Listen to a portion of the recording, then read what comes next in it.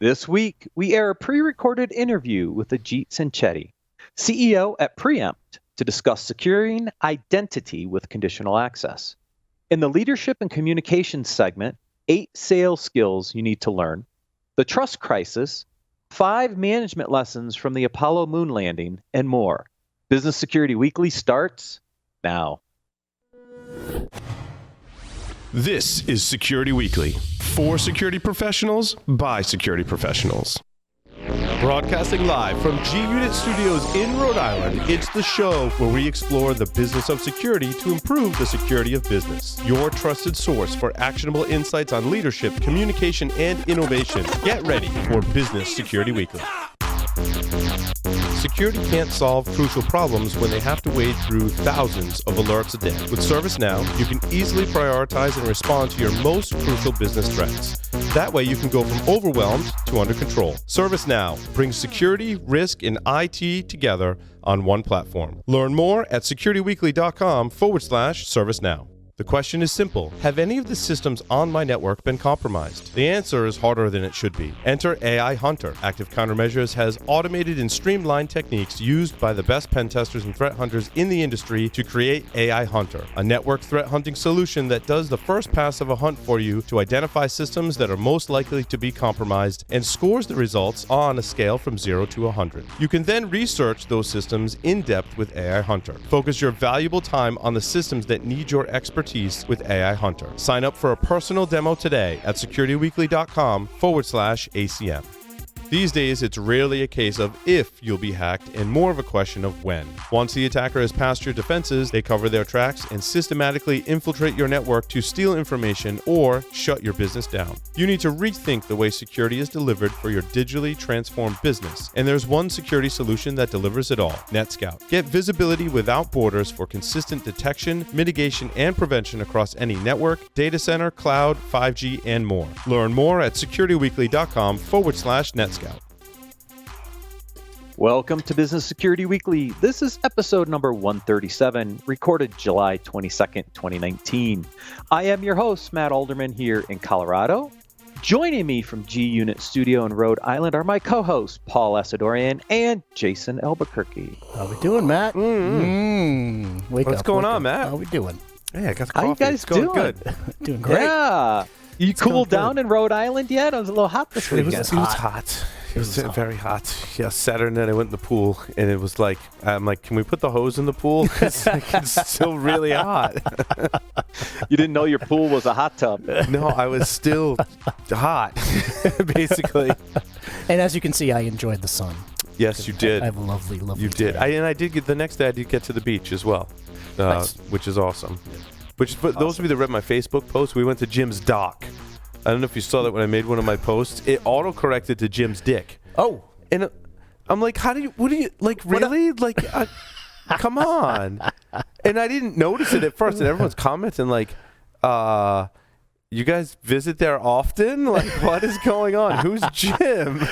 Like, no, it's awesome. Jim's dock. That's all right, because I was telling you earlier that we and a bunch of friends went to Block Island for about 5 days. Yes. And I saw the ferry. Now I'm giving away my secret. I guess it's not so secret, but it's right across from where the ferries are. Yep. You see all the ferries coming and going. Yep. And I probably saw you. I got to hang out at Captain Dick's. When did you? Yeah, that's right. It's a captain. When did you come back from Block Island? I came back last Wednesday. Oh, okay. Yeah, last Wednesday. Gotcha. You didn't see each other. No, Those are all the Rhode Island. That's a very Rhode Island conversation right there. Yeah, 100%. Yeah, it is. Well, I'll be there tomorrow. Yay. Some of you have told us you are overwhelmed by the amount of content we distribute. In an attempt to make it a little easier and with some fun coding from Paul, we're going to try to make this easier for you. We're closer. We're closer. First, go out and sign up for our listener interest list and select your interest by visiting securityweekly.com/subscribe and clicking the button to join the list.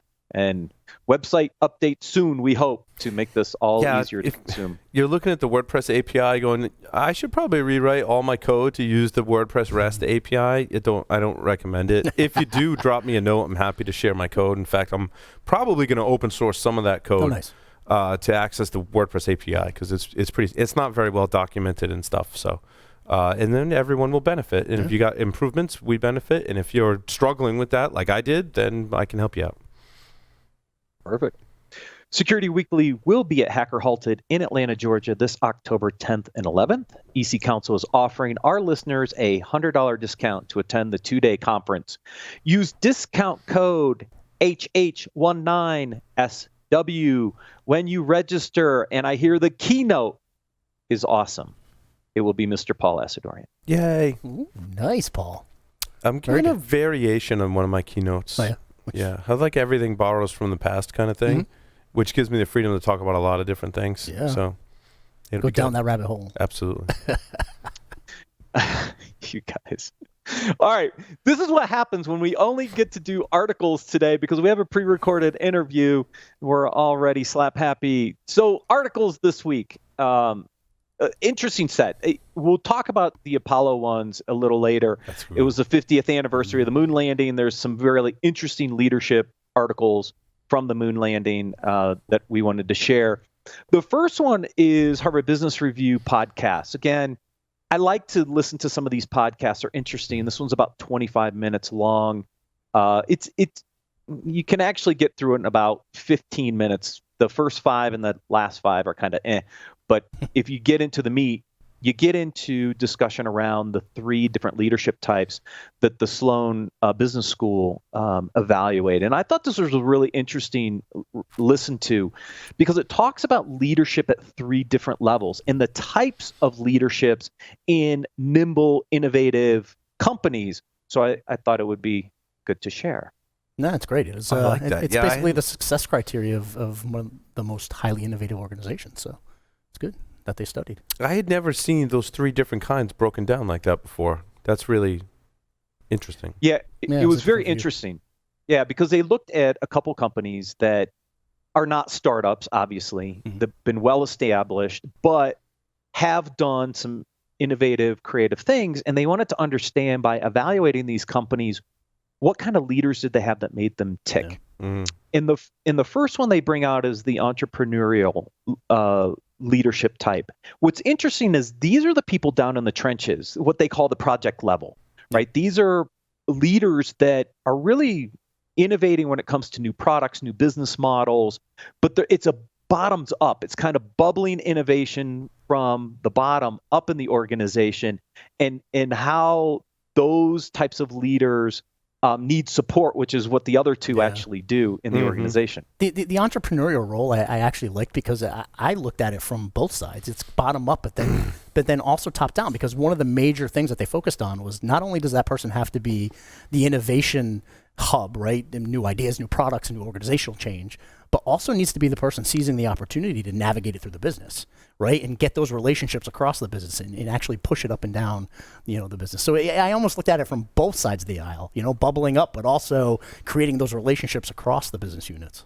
Yeah, and that's what that enabling layer is for. Yeah. Now, some people say, well, this is typical middle management, but what the enabling leadership does is, yes, it's a middle management role, but it transcends across the organization to allow those entrepreneurials to connect into the other groups effectively. And so they're there to connect, they're there to guide, and kind of reinforce some of the overall cultural aspects of the organization. And you need that layer that knows how to navigate the organization and get those innovative ideas in the right place. But also know when to look to the entrepreneur when they hit a roadblock, right? Look to that upper level of folks to be able to get through any roadblocks that they may face. Go back to the entrepreneur to kind of help them through it. Well, and also the other thing is, I think the reason why a lot of folks who are in that entrepreneurial role leave the organization is because above them there is no enabling role. There's someone there, but they're not an enabler. Right. And then, after a certain period of time, that person gets frustrated and goes, look, I've got all these new great ideas and I want to push things in this direction. And if they're just met with roadblock after roadblock, eventually they're going to take their good ideas and they're going to go somewhere else. Take them somewhere else. Yeah, absolutely. Exactly. And that's really into the last role, which is what's called the architecting leadership role. And that's really the executive level that creates the structure and the culture to allow the enabling and the entrepreneurial leadership layers to actually succeed. See, their job is kind of set the general course for the organization, put the structures and the culture in place, and then as things bubble up, kind of put them into the right buckets to drive the business. We're doing the same thing here, actually, as you described that, Matt. That's what we're doing here. Yeah. Right? No, I loved it. They kind of coined it as they're the people creating the game board. Yeah. Right. Yes. I loved how they coined that. Because you want to be playing the same game. I mean, you pivots aside, right? Yep.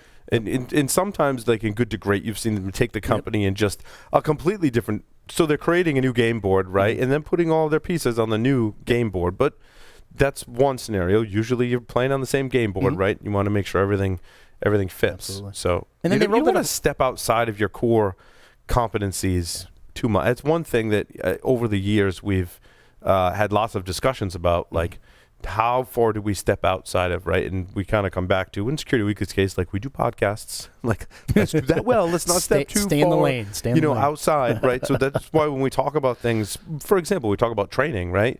And I've dabbled in training. I've done lots of training in the past.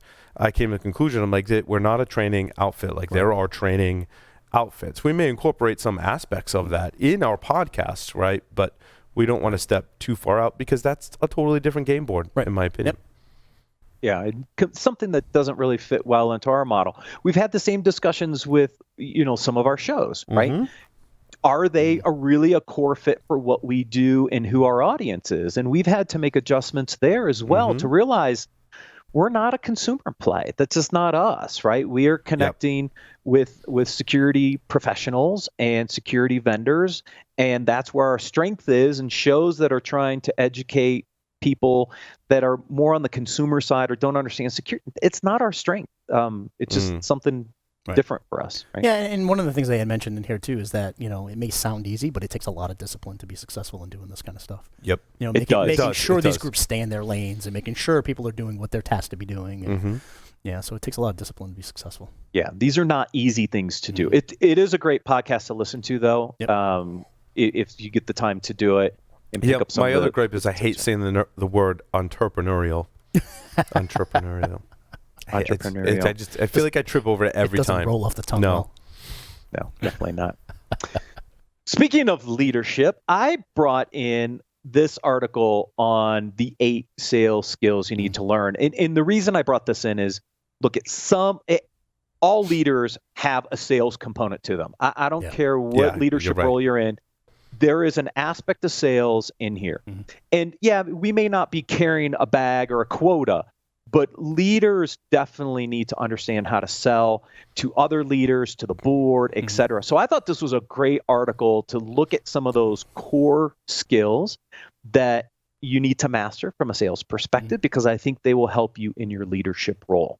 I got a great example of it. Before you get into these, Matt, I was having a conversation with my wife right at the beach. My middle son, we call him like the mayor, right? And we're on the beach, and he's making friends, because he's not afraid to talk to anyone, and he will go up to any, and he'll just make friends so easily and make connections with people, adults, children, right? It doesn't matter.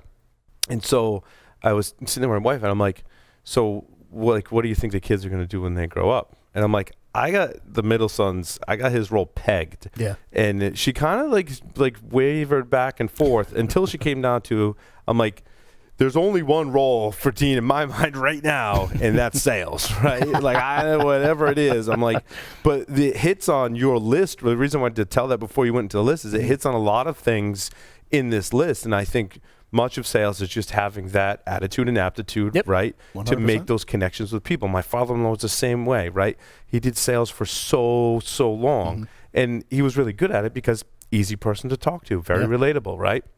Wanted to genuinely help people. All of those qualities are important, and that communicating and building relationships, man, it's important in sales. Yeah, in this article comes from Vanessa Van Edwards, and by the way, they have agreed to come on. So I'm going to get Vanessa on. We're going to pre-record the interview, so I don't know when we're going to play it yet, but I did get them to agree to do it. And this is one of her articles. She's great on leadership communication, and this is one of those articles. But she does a really good job of breaking this stuff down. And to your son's point, right? Know how to be a driver, right? Yeah. Has the initiative, not afraid, goes out and talks to people. Effective communication. Yep. Can go out and have a conversation, communicates effectively. Okay, digital sales, maybe not as much for where he is right now, but different kind of communications, sure. Exactly. Digital is going to play a big role in our environments going forward. Having leaders that understand aspects of the digital world, I think, definitely play in here. Relationship building is one of the big ones. Absolutely. Yeah. Right? Yep. I mean, we have to build relationships with our peers, up the management chain if we're going to continue to succeed with customers, et cetera. Delivering engaging presentations and demonstrations. We have to be dynamic. We have to deliver that message for people to get it. Time management, that's a big one for you and me, Paul. Right? We've got a lot of stuff we do on a daily basis on Mondays with 2 shows. It's all about time management. The art of persuasion and a good storyteller. I want to add one. I want to add one to the list, and that's, I think when you're in sales, you have to really hate losing. And I don't know if we were at some Tenable thing. I don't know if you were there, Matt. And one of the salespeople was given the opening remarks. Was one of the best kind of mindset in opening remarks was talking about sales. He's like, I really hate losing. Right. I think there has to be, and I think some companies have taken that culture a little too extreme, right? But I think at its core, you really have to have some competitiveness in you. I think maybe more so than others, and just really hate losing. I think when that's it comes part of to that sales, driver personality. driving, you don't want to lose a sales deal, right? You don't want to lose. Right. And boy, does my middle son have that to a point where we gotta manage it, right? Like if they do a game at the end of karate class and he loses, he's very upset. And I've been talking to his teachers and instructors about it. I'm like, it's not all unhealthy, I'm like, it's okay if he's upset about competitive nature's losing okay, right? But we gotta manage it though.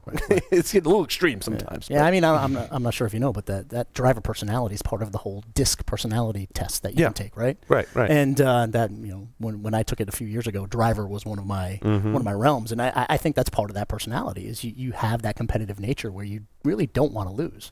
Yep. But with anything, and one of the things I learned by going through that personality test is you got to have balance in there, right? Yes, because with being a driver personality, there's a lot of blind spots that come with being a driver. You're impatient because you don't like to lose, right? You have a level of sense of urgency that could be off-putting or stress people out, right? Yes. So you have to know the balance between all of these different aspects and be able to have them all balance your personality out. Because if one outweighs the other, it could come across bad. Right. You have to have a balanced team, and someone has to bring balance to the force, is what we're saying. Exactly. And the other thing you have to realize is, as a leader, as a salesperson, you're going to lose deals. Oh, yeah. You're going to have disappointment and failures. The question is learning from those, adjusting, and then getting back in the game, right? And not having the negative impact to the rest of the team when that happens. Because it happens. It happens to all of us. I have enough of that in my background, in my previous lives. So, you gotta fight through that, learn from that, and then re-engage. That's right. Make everything a learning moment. Absolutely. This next article is a 5-part series, so we're going to cover this over the next few weeks. Again, this is something for me that I think is just super important, not only for leaders but for businesses. And this is all about the trust. This article is called The Trust Crisis, right? How do organizations address trust, lose trust? Can they regain trust? This is a long article for anybody who reads it. But I think it's a really good article for those who really believe in building trust, not only with their employees, their customers, partners, etc. This is a really, really good article. Yeah, and I mean, the article starts off with, businesses are putting a lot of effort into making sure they're meeting the needs of their stakeholders, right? Their customers, their investors, things of that nature, but they're not focusing enough on that productive relationship building, which at the foundation of every relationship is trust. I mean, that's the foundation of every relationship at the end of the day.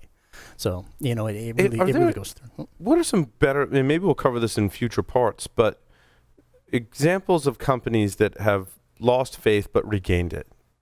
And, Facebook, I think, is one that they got a long way to go before people gain the trust back, right? But For me, Microsoft came to mind. Yep. Because I think they've really transformed the company in many different aspects. And I don't know so much. I mean, it is trust, but not like a direct violation of trust. More so, they've changed the company to, I believe, have a better public image. Yeah.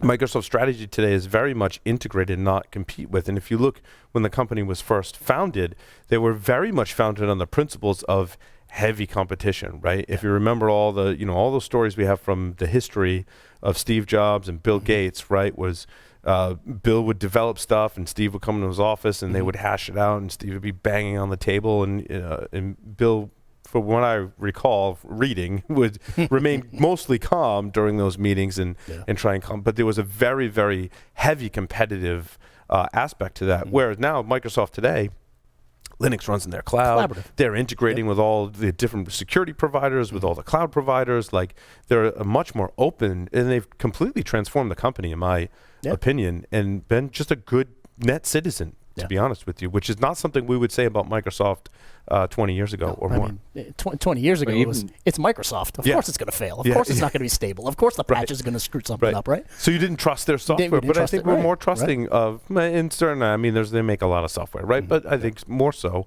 especially with Azure being a really strong player in the market today. Absolutely. And there are some interesting examples in here. Obviously, the Marriott breach is in here. The whole thing around Facebook, which I agree with you, Paul, they have a long way to go. They talk about Uber and some of Uber's challenges with safety, etc. Honeywell is in here. So there are some interesting examples in here. What I thought, you go through, there's different kinds of trust, different stakeholders. There's a really great matrix on kind of aligning those. But there's also some myths around trust at the end of this article that I wanted to go over quickly because I think they're interesting just to kind of talk about. The first one is trust has no boundaries is a myth. And the reality is trust is limited. It's not boundless. There is a scope of where you can build trust and where you can't. So there's limits on trust. And I think it's interesting how every company has to address aspects of where they can instill trust, because you may not be able to do it to all your stakeholders or across the environment, but you can build it in certain areas and still gain overall trust. That was one. Trust is objective when the reality is trust is subjective. Absolutely subjective. I mean, we as people are going to make up our minds what we trust in and don't trust in. Trust is managed from the outside in by controlling a firm's external image, when reality is trust is managed from the inside out by running a good business. I'm a big believer of this one. Trust has to come from the inside out, right? It has to come from the leadership. It has to come from the employees. You have to have that trust instilled in the organization, and then you're doing the right things from a business perspective. I think that is so important. They have to be walking the walk. Right. And at the end of the day, being out there and having a good PR presence isn't going to build that trust. That's just going to be, talking. That's all it is. Right. So proving and really, leading with those traits and putting those out there, leading by example. That's what's going to do it. Right. Walking the walk. Yep. Companies are judged for their purpose. Actually, they are judged for their purpose and their impact. So remember, you have to have value or impact into into your customer base, into your stakeholders, right? Just the one doesn't do it by itself. No, you have to be showing results. Exactly, yeah. The last one I think is interesting. Trust is fragile. Once lost, it can never be regained. Not true. According to this, trust can wax and wane, and you have the opportunity to build trust back. And I think you have to figure out the right ways to do it. I think this is where Boeing made a mistake with the whole 737 MAX issue, right? Where they lost trust, and they could have addressed it differently and probably regained that trust a lot sooner. I think they made some mistakes in the way they communicated, where with the Tylenol incident, then when we covered that article, they did the right things and regained that trust very quickly with the consumer market, right? So there are ways to regain trust. You just have to think about the best way to do it. Yeah, absolutely. Yeah, I mean, one of the biggest pieces for me that I pulled out of this is the impact that a failure of trust can have, right? One of the studies mentioned that the median firm that they studied a bunch of 8 of the largest business scandals that had happened, and the median firm was worth 30% less than it would have been without the scandal. That surprised the hell out of me right there. Mm-hmm. I mean, it shows how big a trust factor is. Yeah, definitely. 30% is a big Mm-hmm. Financial impact for an Absolutely. organization, for sure. That could wipe away somebody's complete, growth gains in a Mhm. given year, 30%, Mm-hmm. if not more. So it is the 50th anniversary of the Apollo mission, moon landing, etc. And so there's a couple articles that I thought were interesting to bring in on the leadership side of this. The first one, the 5 management lessons from the Apollo moon landing article first, which is interesting, and then some of the technological components that came out of the Apollo's moon landing mission as well. I know. I mean, to fake that entire thing must have been a technological achievement.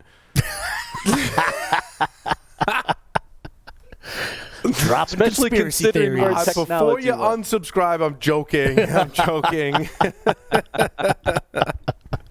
There you go, building that trust. That's right. There you go. Great way to do it, Paul. Well, the other what I also think is cool is it was for Ed Scotus's birthday. We looked at the year 1969, right?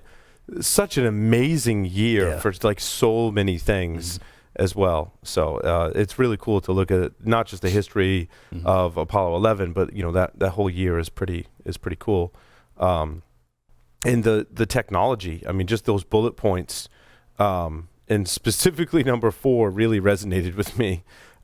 Learned how to debug code well enough so there weren't any problems when the computer you wrote code for is literally in space, right? Like that's really cool. No pressure. Doing that in a low-level language, like I think of what I benefit from and Jack benefits from today in our IDE with all the fancy correction of things like spelling and jumping around and debugging and all the things we like. None of that stuff existed before. Right. Like those are some hardcore programmers that were learning how to debug code. It could not have been easy with the technology that existed then. Yeah, exactly. I mean, the first one is how do you take a room full of computers and fit it into a space capsule? Yeah. Right? Without microprocessors, right? So that was challenge number 1. Challenge number 2, they needed a real-time operating system, right? Something that could process data and know what was going on. The low-level languages, and then obviously debugging, which became important in Apollo 13 when they had a bunch of issues and had to figure out how to get that spacecraft home safely. All these play a factor in evolution of the way we think about technology that they had to build for the space program that created a bunch of innovation after the fact. But the technological stuff is just amazing what they had to do to put that thing in space. How did they have multiple people developing without Git? I don't like it's just so. I'm sure they had methods. I'd be curious to what they were. It go along the lines of my talk, right? And how do we apply those to the lessons today where we have all these fancy tools and we still can't get software right? Never mind putting on a spaceship that's going to be, in space. So. Exactly. And then the management lessons I thought were interesting. The first one was have a clear objective. We knew what the objective was, and everybody was rallied around that objective. That's a great management We technique. knew the objective because we had a great leader who communicated the objective, and he was clear in the communications of that objective. I mean, there were no questions. Words there. There were no questions. You're right. Yeah. I mean, the goal before the decade is out of landing a man on the moon and returning him safely to Earth. Done. Right. Yep. Line in the sand. We need more leaders doing that. Exactly. And the second one plays into that a little bit is harness and congruence, right? There's going to be a lot of dissent and discussion and concern. How do you harness that all together and stay on mission? Right. Think about all the things they had to do. Oh, I'm sure. Yeah. And leading into 3, delegate but decide. Because there was a lot of subcontractors. The pieces and parts for Apollo are outsourced to various firms that had different components, that had to be all brought together to make critical decisions, right? I mean, and there were mistakes along the way on this program, right? The fire on the launch pad was a huge tragedy to lose those astronauts. Of trying to figure out where those pieces were and how to fix that with all these different people involved. Just some of the things they had to work through to get Apollo off the ground. Yeah, and I mean, with this time frame, I can't even imagine, the priority shifts that they had to make and competing priorities that they had to deal with. And I mean, you had to have a good leader say, oh, no, this is the way we're going to go. Here's the avenue we're going to take. And, here's the objective. We need to meet this objective, right? So, I mean, it's making good decisions fast, right? I mean, they definitely had to do that.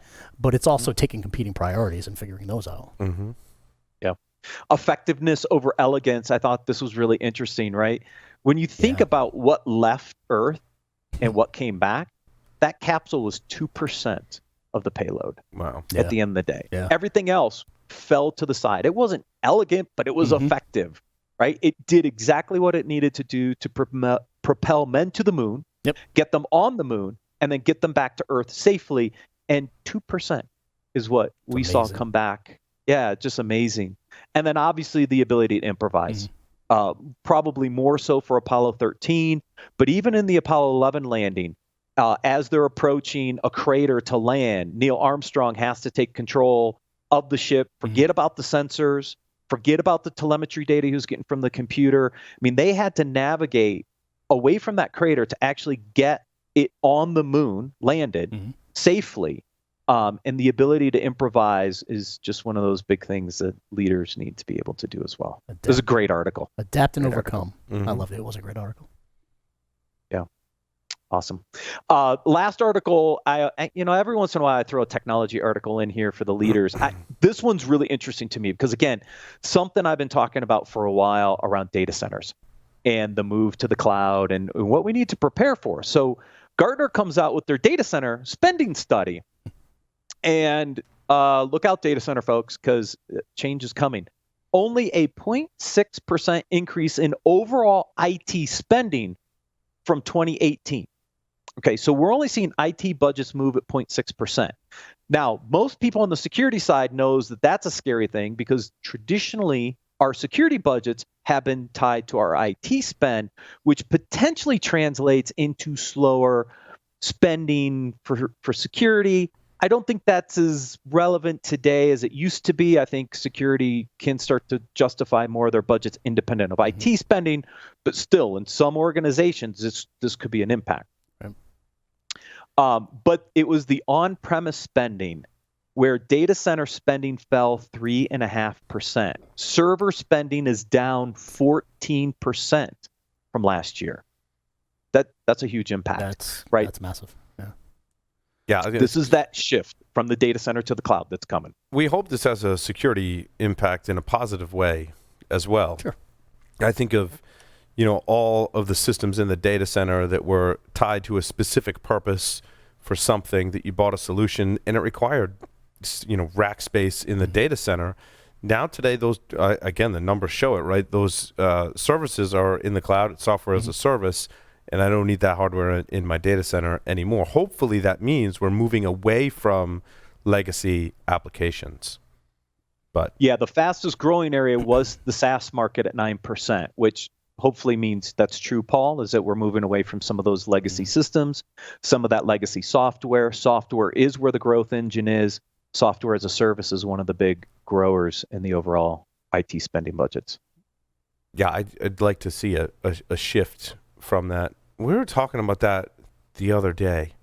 I forget with who, but they were saying, you can develop the application on your own and run it locally, and then you can use open source software, components of it, and build it yourself. And then there's build it on someone else's framework kind of thing. And that was on Paul Security Weekly. We were talking about, you don't have to write everything yourself now. You can borrow components from cloud and move faster and not have to write everything from scratch yourself, right? Or if you can retrofit or fit a solution that's customizable. Someone's mentioned something about Salesforce has a development, what is that called? A platform where you can basically build your own CRM, right? So for those people that need that heavy customization, I forget who's talking. I forget who, but anyway, I think it really ties into this article. I think Salesforce has a capability. You can build your own solutions on their existing SaaS offering.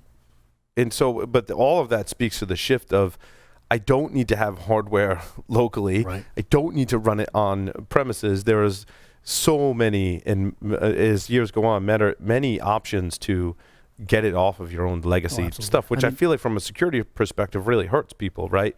Meaning, having been a pen tester, talking to pen testers now, like some of the things, and we look at some of the bigger breaches, like Equifax. We're trying to maintain applications. Those were largely legacy applications they were trying to maintain internally. So, giving organizations the tools to get those off of there and onto a better platform is still going to take time, though. I mean, we're talking about there are organizations, tens and thousands, hundreds, millions and lines of code, right? And I look at my struggles with, 8,000, 9,000 lines of code. I can't imagine trying to move over.